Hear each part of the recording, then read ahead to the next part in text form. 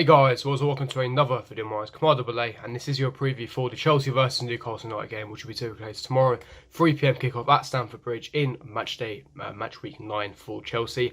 And I will be at the game. So it's been good because the last time I went to a game was Chelsea Sheffield, and we drew 2-2. Hopefully this time I'll go there tomorrow. We'll get the 3 points. So the review might be a bit late, but in this preview, going to be getting to my predictions, score predictions, predicted lineup for Chelsea. Going to be getting to Frank Lampard's press conference reaction. Going to be getting to some tactics, Newcastle, what formation I believe they will set up, the danger men for Newcastle, how they've been doing this season, and getting all to those statistics and stats. But before I get into it, make sure you smash that like button, subscribe to my channel if you're not on here. Make sure you hit the bell notification so you're notified for every time I do upload, and comment down below your thoughts, opinions in the comments below. And without further ado, let's get straight into it. Now, starting off with Frank Lampard's press conference, and it was an interesting one, and it was a dreading one because we know that we have a lot of injuries. International break, for God's sake, every single time. It's like a curse for us. And he basically started off with injury updates, of course. He said that Kante is not fit for tomorrow's game due to a small groin injury. Kovacic has been in training and is in contention, and Barkley is fit. So that's great news. We knew that Kovacic, he picked up a knock with Croatia in the international break, but he is in contention, which is fantastic news. Barkley is fit, which is good for depth, etc. Christensen is out for 2 weeks with a hamstring injury, and Rudiger is now training outside of physio. So obviously Rudiger and Christensen will be unable to make this game. So it looks like it will be Tomori and Zuma who will be starting the game tomorrow. I'll be getting to the line a bit later. Lampard was then asked about the racist abuse in Bulgaria, and he said that he can remember playing there and he can remember problems before with England away in Europe. He said it is a progression and that the authorities are now taking it seriously, which is good news. He then said that there could have been better communication between Chelsea and the France national team of N'Golo Kante's injury. The player could have been back here for treatment earlier. Lampard says that we must try and move the ball quickly against Newcastle and be alert to the opponent's threat, but he expects us to be sharp and strong tomorrow. And that's basically wrapping up Frank Lampard's press conference. Like I said, he emphasised it there. We have to be moving the ball quickly, progressing it well, one touch, two touch passing, keeping our compact shape, utilising the width with the fullbacks and the inverted wingers, etc. for width, and allowing Mason Mount to operate in those half spaces in between the lines to really cause Newcastle trouble, to be a threat for them. However, this is our issue. Our home form this season hasn't been the greatest. Obviously, we've dropped a lot of points. We failed to beat Leicester at home. We failed to beat Sheffield United at home.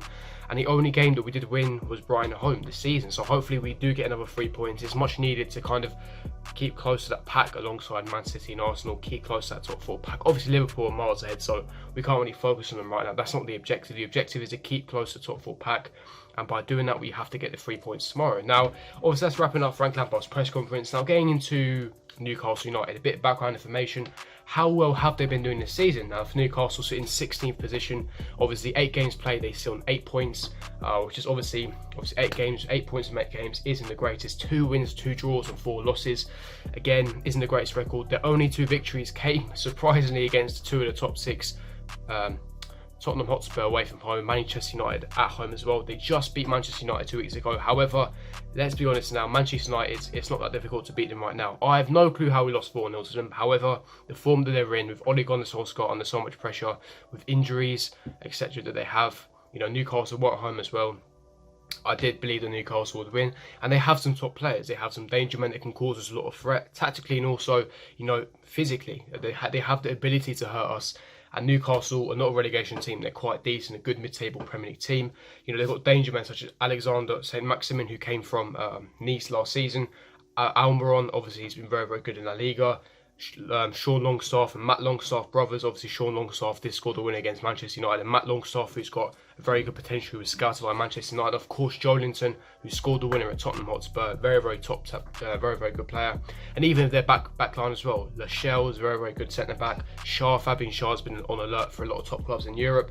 So yeah, they've got some top players that can hurt us. I think that Steve Bruce will set up in a way to really kind of stop us from playing, stop us from progressing the ball quickly. And the formation they used against Manchester United was a 5-4-1, and I believe they will be repeating that formation. They got the 3 points. That formation did work for them, and I think that when you come to a top 6 opponent, especially away from home, you have to be defending well, defending numbers, keep your compact shape, don't allow spaces in between those lines and the half spaces, and nullify our wing back threat, our full-back threat.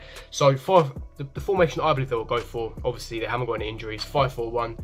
The Bravka in goal for them, Yedlin, Fabian Schär, Lascelles, Kieran Clark, Williams, St. Maximin, Almiron, Matt Longstaff, Sean Longstaff and Jolinson up front.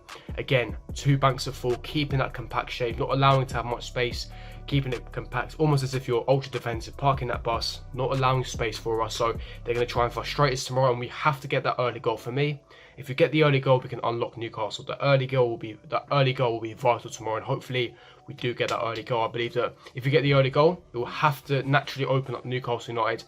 Obviously, then they'll be, more prone, more exposed to those half spaces, meaning that we can open up Newcastle United a lot more. Now, obviously, it is down to us being tactically astute, getting the formation right, getting the tactics right, getting the formation and the lineup correctly. Obviously, we have those injuries. However, if we get the formation, the tactics right, especially with the home support, the home crowd behind the team, then there's no reason why we can't get the 3 points. We are a superior team in Newcastle.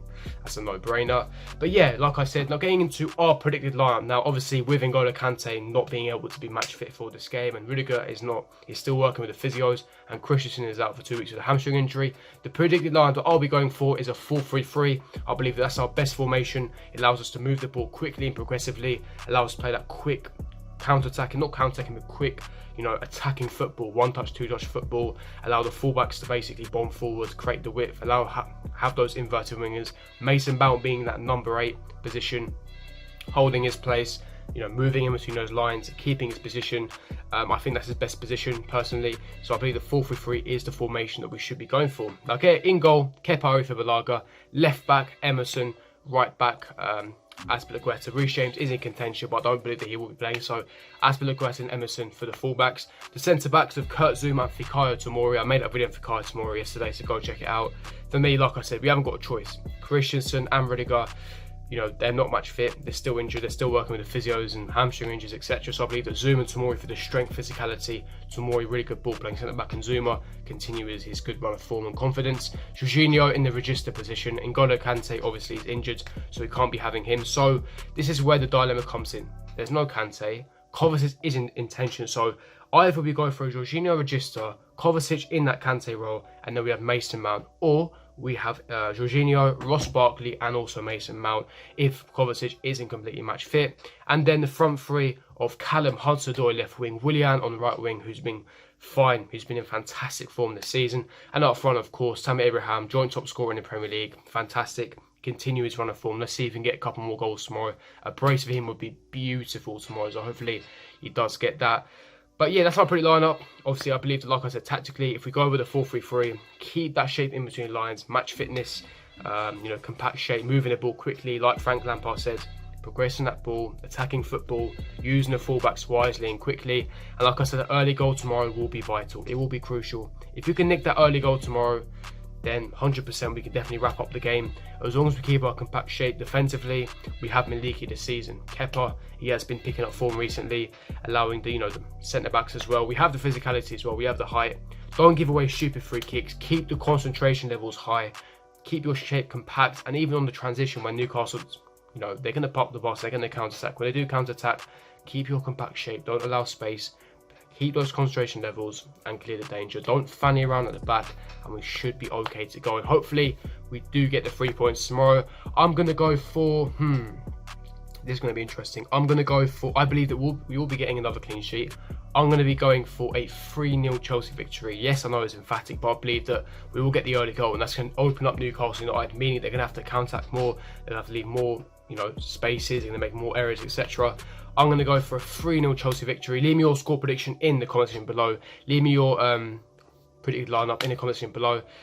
Score predictions, well, I'm going for 3-0. Leave me your thoughts in the comment section below. If you enjoyed the video, don't forget to smash that like button, subscribe to my channel if you're not on here. Make sure you hit the notifications so you're notified for every time I do upload. And I'll see you guys for my next video. Peace.